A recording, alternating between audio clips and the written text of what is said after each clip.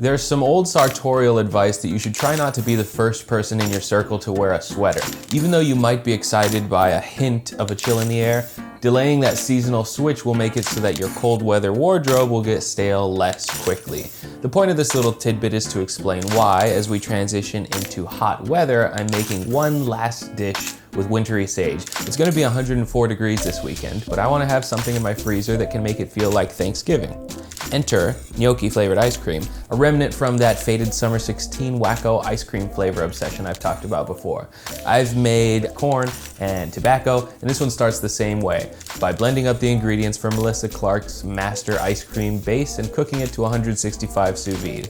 This time I'm adding a big bunch of sage from my garden into the base. While that base comes up to temperature, I will brown a half stick of butter in a small saucepan. When you heat butter, the part that's actually browning is the milk solids within the fat. Since those solids are what I'm actually after, I'm also adding a spoonful of non-fat dry milk powder.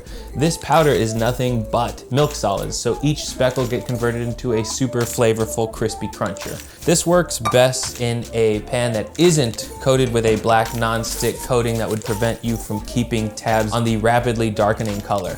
I'll also throw some sage in here just so I have the depth of the raw sage in the base and the toasted sage in the butter. After achieving a dark brown color, it's just a matter of straining the solids from the butterfat. Every drop of this ice cream base is now at 165 degrees Fahrenheit, so now I have to let it sit in the fridge for 8 hours. I don't want to make ice cream with anything other than super cold ingredients, plus the time in the fridge will help the base sort of cure, leading to an overall better flavor. Normally, this would be the time at which I would pull out a bag that's already been done and chilled, but groceries are kind of at a premium right now, so I really do have to wait. Bye. All right, hello, good morning.